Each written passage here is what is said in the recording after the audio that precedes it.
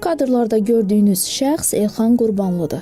Qarabağ Universitetinin müəllimidir. Bizim universitetə ziyarətimiz onun imtahan nəticələrini yoxlaması ilə eyni vaxtda təsadüf etdi. Nəticələrdən razı görünürdü. Dediyinə görə işini də, tələbələrini də çox sevir.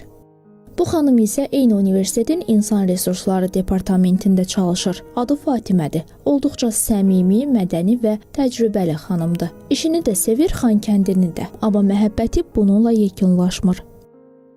Bura isə Qarabağ Universitetidir. Elmin, təhsilin, birliyin simvoluna çevrilən universitet. Buradan danışacağıq, amma bu dəfə tək təhsildən yox, həm də sevgidən.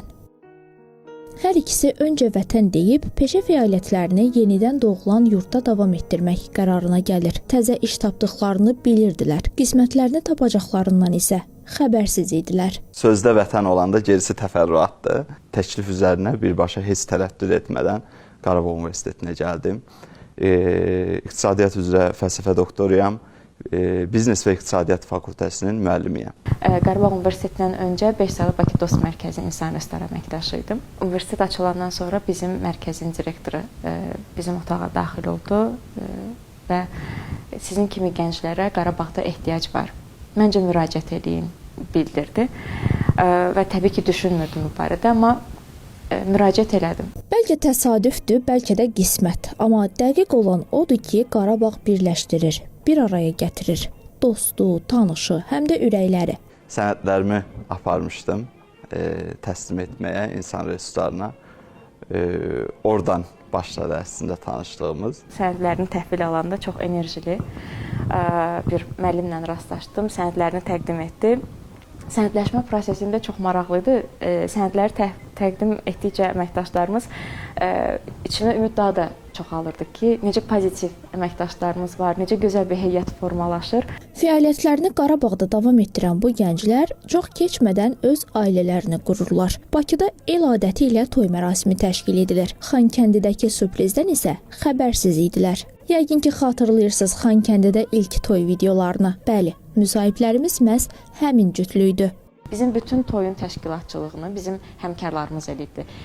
Bütün adət-ənənəsi ilə, yəni evdən gəlin çıxartma, gəlin arxasıca gəlmə, ev bəzəmə, xına yaxdı. Mənim Bakıda xınam olmayıb. Mənim xınam burada olub. Xonçalarım quruldu, kitab xonçası bir gəldi, meyvə xonçam gəlib, nə bilim, o qədər kreativ yanaşmışlar. Oyun xonçası gəlmişdi bizə. Sağ olsun hamısı. Əməkdaşlar özləri eləyiblər, yəni bölünüblər öz aralarında qız evi, oğlan evi və onlar da belə bütün adət-ənənəsi ilə olmasını istədilər. Bildiyiniz Bərdədən musiqiçilər dəvət ediblər. Burada vağzalı çalındı, məhəllədə oynadılar. Bəs gənclərə, gənc ailələrə bura, bu mühitə öyrəşmək çətin olmadı? Cavan xanım Qarabağa gəlir, tək gəlir və burada yaşayır. Hər şey asan idimi? Yox. Amma heç qorxmadan, heç bir şey düşünmədən, sadəcə həqiqətən hər şey yaxşı olacaq ümidi ilə gəldik. Bu qədər duman görməmişdim və yaxud da ki, belə bir yağışlı bir mühitdə olmamışdım. Bir səhər pəncərəni açdım ki, 6-cı mərtəbədə qalırdım. Göz gözü görmür. Yəni o qədər bir duman var. Mənim enerjim günəş olub. Amma Xankəndi mənə hər anı sevməyə öyrətdi.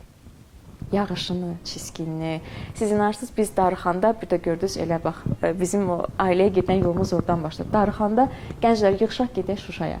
Bu o qədər gözəl bir ifadə idi ki, gənclər yığışırdıq, inanmazsınız, göz gözü görməyən yerdə bir-birimizə uşaqlar başını çıxardıb, ehtiyatlı ol, buradan sür, bu şəkildə get, axşam saat neçə qədər qartopu oynamışıq. Yəni, sosial mühiti biz özümüzə burada yaratmışıq.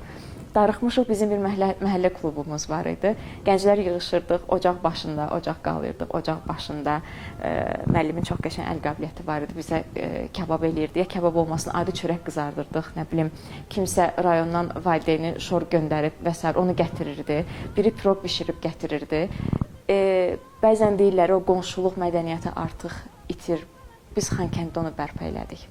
Sosial mühit demişkən, buradakı gənc kollektivin, ümumiyyətlə Xankəndi sakinlərinin özlərinə məxsus məşğuliyyət sahələri var. Onlar asudə vaxtlarında intellektual oyunlar təşkil edir, həm faydalı, həm də maraqlı tədbirlərlə xoş vaxt keçirirlər.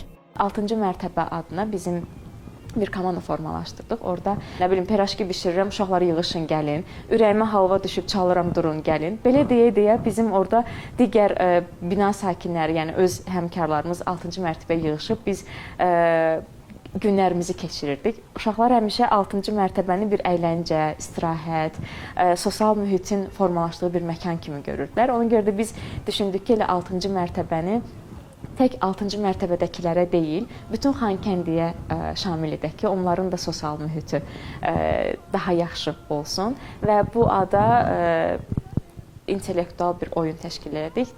Ayda bir dəfə keçirilir. Bəzən gücümüzün yetdiyi zaman ayda 2 dəfə bunu edirik. Sosial həyata, təhsilə töhfə vermək, gələcəyə töhfə verməkdir. Gənclərimizin gələcəyinə töhfə verməkdir. Bu bizim üçün böyük bir qürurdur, böyük bir fürsətdir. Bu fürsətdən yararlanmamaq qeyri-mümkün idi. Ona görə fikirləşirəm ki, burada olmaq həqiqətən çox böyük bir qürurdur. Həm işimi sevirəm, həm Qarabağ Xankəndini sevirəm, həm Qarabağ Universitetini sevirəm. O qədər həvəslə, sevgi ilə öz işinə yanaşır ki, müəllim, bəzən zaman ayırmada biraz bir problemlər yaşayırıq. O baxımdan deyirəm ki, şikayət edeyim. Nə vaxt baxsan universitetdədir, 11-də deyirəm, axıra deyəcək ki, sən resim yoldaşın baxmır, sən ancaq universitetdə qalırsan. Türk yazıçısı Sabahattin Ali'nin Kürk Mantolu Madonna əsərində deyilir ki, insan insanın varlığına və sevgisinə möhtacdır.